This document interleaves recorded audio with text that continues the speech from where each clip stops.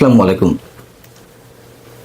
যখন আগামী নির্বাচন নিয়ে নানান ধরনের শঙ্কা রয়েছে, নির্বাচন আদৌ হবে কিনা, ডক্টর মোহাম্মদ ইউনূস নির্বাচন সত্যিই দিতে পারবেন কিনা, সেই মুহূর্তে উচ্চ আদালতে একটি রিট করা হয়েছে আগামী জাতীয় সংসদ নির্বাচনের পরবর্তী সব ধরনের কার্যক্রম স্থগিত চেয়ে। এই রিটটি কে করেছেন? বাংলাদেশ কংগ্রেস নামের একটি দল, একটি রাজনৈতিক দল, তার মহাসচিব মোহাম্মদ ইয়ারুল ইসলাম, তিনি নিজেও একজন আইনজীবী। তো এই রিটের উপরে আগামী সপ্তাহে শুনানি হতে পারে।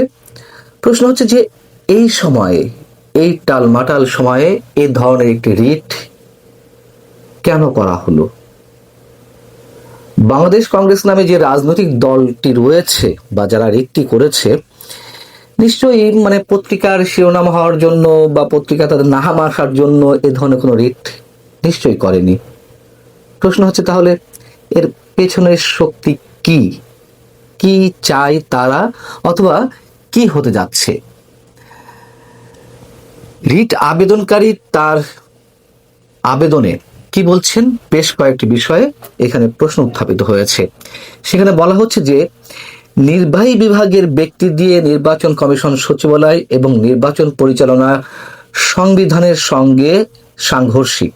আমরা জানি যে নির্বাচন পরিচালনার দায়িত্বে যারা থাকেন, রিটার্নিং কর্মকর্তা অথবা সহকারী রিটার্নিং কর্মকর্তা, এইসব দায়িত্বে কারা থাকেন?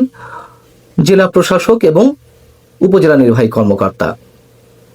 তো বলা হচ্ছে যে বিচার বিভাগের মতন স্বাধীন প্রতিষ্ঠান হিসেবে নির্বাচন কমিশনের নিশ্চয়ই নিজস্ব জনবল থাকতে হবে এবং সংবিধান অনুসারে নির্বাচন পরিচালনা করবে নির্বাচন কমিশন।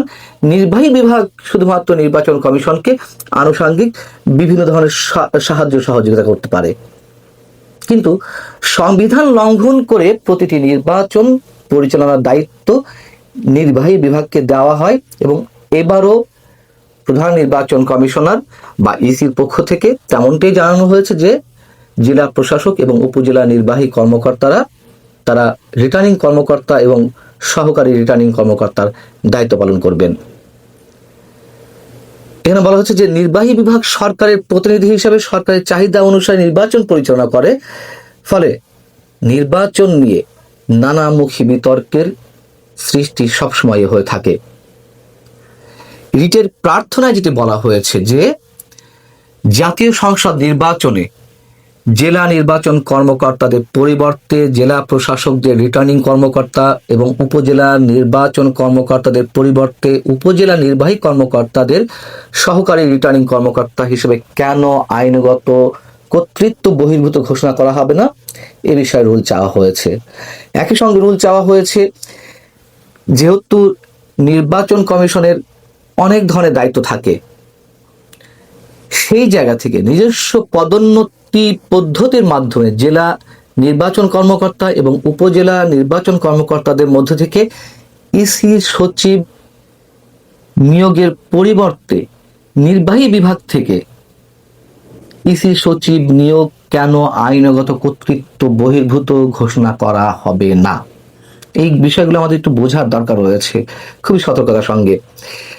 আর কি বলা হয়েছে যে আর এই ধরনের পদক্ষেপ বাস্তবায়নে, অর্থাৎ নির্বাচন কমিশনের অধীনে যারা রয়েছেন জেলা নির্বাচন কর্মকর্তা কিংবা উপজেলা নির্বাচন কর্মকর্তা, তাদের মধ্য থেকে পদোন্নতি দিয়ে পদোন্নতির মাধ্যমে ইসি সচিব নিয়োগ বা অন্য কাজ করার জন্য কেন একটি ইলেকটোরাল সার্ভিস কমিশন প্রতিষ্ঠা করতে নির্দেশ দেওয়া হবে না, সেই মর্মেও রুল চাওয়া হয়েছে।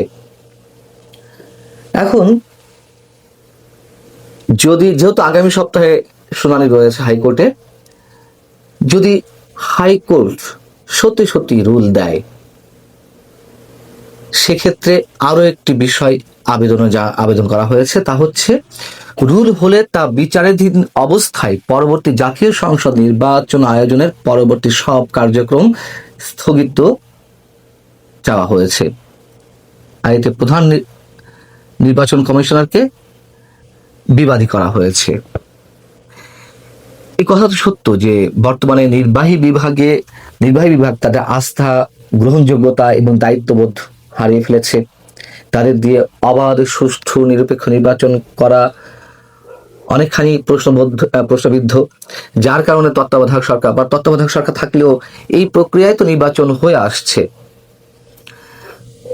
এবং তত্ত্বাবধায়ক সরকারের অধীনে নির্বাচন হলেও জেলা নির্বাচন কর্মকর্তার বা উপজেলা নির্বাচন কর্মকর্তাদের পরিবর্তে যখন গুরুত্বপূর্ণ দায়িত্বে জেলা প্রশাসক কিংবা ইউএনওরা থাকেন, তারা তো মূল সরকারের মানে নির্বাহী বিভাগের থেকে কতটুকু সুষ্ঠুভাবে নির্বাচন পরিচালনা করছে সে বিষয়ে তো অবশ্য প্রশ্ন থেকে যায়।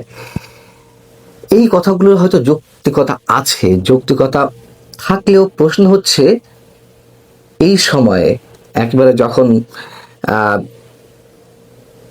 তফসিল ঘোষণা করা হবে আগামী সপ্তাহে, সেই মুহূর্তে এই ধরনের একটি রিট কিসের ইঙ্গিত দিচ্ছে? যদি সত্যি সত্যি রুল দেওয়া হয় এবং নির্বাচনী কার্যক্রম বন্ধ হয়ে যায়, তাহলে ফেব্রুয়ারিতে নির্বাচন হতে পারবে? প্রশ্নই ওঠে না। এমনিতেই শুরুতে বলছিলাম যে নানান ধরনের শঙ্কা রয়েছে, নানান ধরনের খেলা চলছে।